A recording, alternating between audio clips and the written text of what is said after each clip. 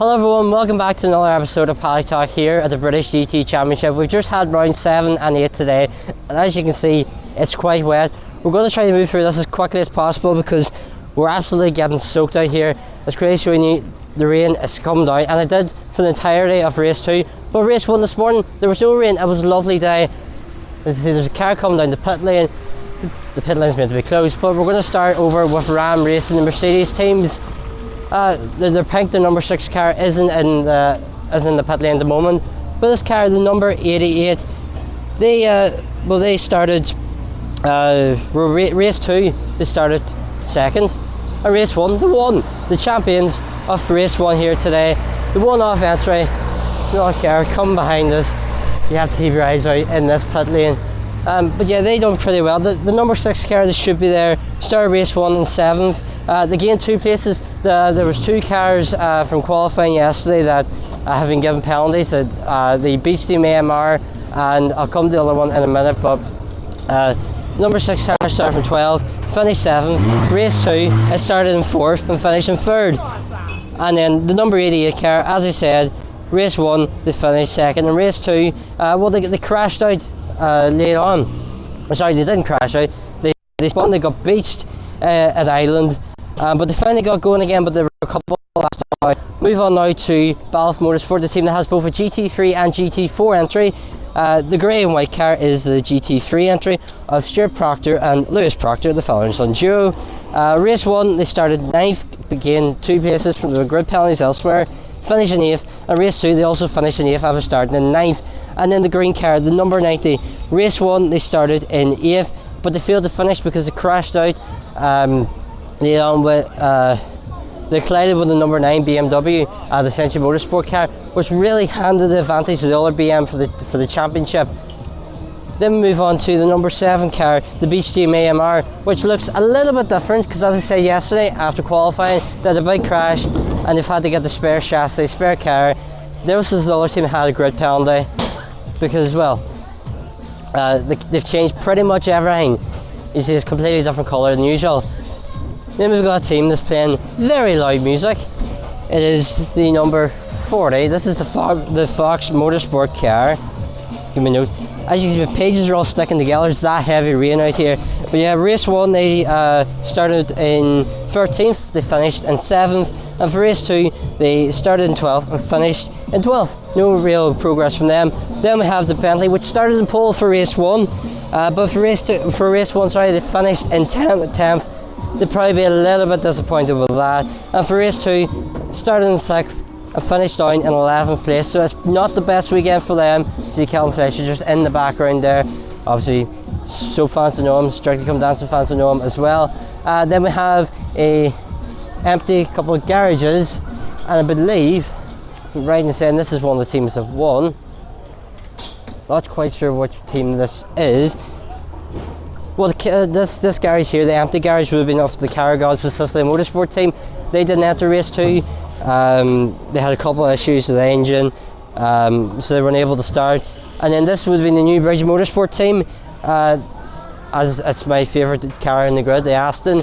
We can't say it in this episode, unfortunately, but they started both races on pole. They won race 1 and finished race 2 in 11th. So still a mixed fortune today, but I'm sure they're pleased with that victory. Then we move on to the Stellar Motorsport Audi R8. For race 1 they started in 4th, finished in 3rd, so a podium for them. And for race 4 they started in 4th and finished in 7th. So not the worst weekend for them. I'm sure they're happy with that 3rd place finish. Then we have another empty garage. It is the Janetta Century Motorsport, the number 56 car, Mark Sampson and Charlie Robertson. For race 1 they started in 11th and finished in 5th. At race 2 they went from 3rd but finished down in 8th place. So again, a mixed forces weekend for them. Then we have the Matte Black Team ABBA racing Mercedes. Very nice car indeed, Matte Black this weekend. Race 2 they finished starting 5th. It's the 2nd, which means because the number 88 car won, they get full points, which is crucial for them in the championship battle. Race 2 they started in 10th, finished down in 7th. Then we have the McLaren contingent, all GT4 cars. The number 2 car started race 1 in 9th, finished in 4th. And for race 2 they started in 8th and managed to finish in 2nd place. The number 3 car of Alan Vellante and Michael Bagnaia started race 1 in 5th, finished in 6th, and for race 2 they started 9th and got up to 5th, so they'll be happy with their weekend. And the number 4 car of Harry Hayek and Katie Milner started in 6th, finished in 9th, but in the second race they managed to go from 12th to 6th, so I'm sure they'll be happy with their progress.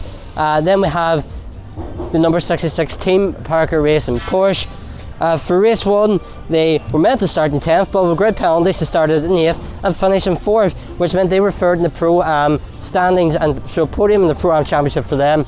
They'll be quite happy. I think the Century Jeanette is about to pass us in the background here. But yeah, for the race 2 they were actually on pole position, but fell down to 5th place, so I think they'll be happy with their weekend, but it could be a lot better, especially starting from the very front for race 2. Then we have the Academy Motorsport Ford Mustang, the actual right one in its correct position today. Race 1 they started in 3rd, but they failed to finish the first race, but they managed to get the podium in the second race with a 3rd place finish after starting in 6th. This again is a lovely car, and I just love Ford Mustangs, and this livery is fantastic. Then we have the Enduro Motorsport, the number 77 are Morgan Tilbrook and Marcus Clutton. Race 1 they started in 3rd place, but they fell down to 11th, which was last in the GT3 class. And for race 2 they started in 5th and finished in 6th. Then we move on to the Toyota Gazoo team, who of course had a different driver this weekend, GB Caroline stepping in for Scott McKenna. Their garage has been emptied out. Race 1 they started in 10th, finished in 8th, and race 2 they were slightly disappointed with us. They started on the front row in 2nd but fell down to 10th. And then we've got an empty garage of the race 2 winners, WPI Motorsport, Michael Ago and Phil King's team.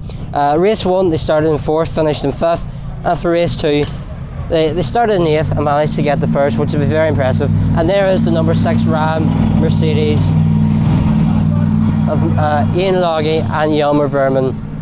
So WPI race 2 winners today. Yeah, I see the Century Motorsport team are going to have a photo shoot here, as they are the GT4 champions. They'll be quite happy with their weekend. Gustav Burton, Gustav Burton and Will Burns, the champions. I will just let them get their photos now before we move in front. But for them, they started race 1 in 2nd, finished in 2nd, and the second race they started in 5th and gained the first. And all they needed going into the second race of the day was 1 point, or their teammates to fail. And we're going to talk about their teammates next.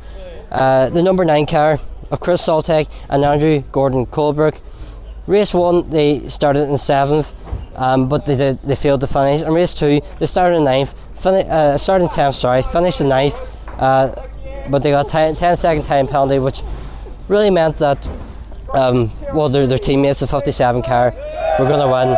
See the Century Motorsport team cheering their victory. They'll be quite happy with that. We're going to chat about the final team down here.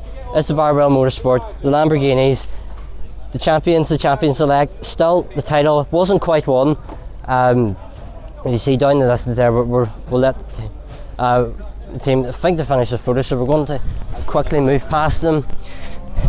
But yeah, the Barwell Motorsport team, the number 63, had a bit of damage in race 1. They started in 6th place, they did start in 6th place, and they managed to get up to 3rd place, so a podium for them.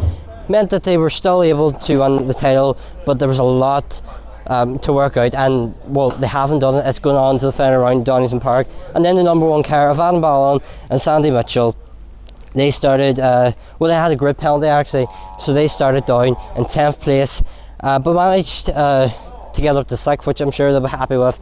And then they started race 2 from 3rd and finished in 2nd place. So it was a very eventful weekend. We had 1 dry race, 1 wet race. I'm absolutely soaked. So I think we're going to end this Paddock Talk here. Next round of the season is at Donington Park, which is the final round of the season, where the GT3 title is going down to the wire. GT4 has been won by the number 57 Century Motorsport. GT3 still won at Donington Park as we move there for the final round of the 2021 British GT Championship. So as I said, that's going to round out this Paddock Talk, and we hope you join us all next time. Goodbye.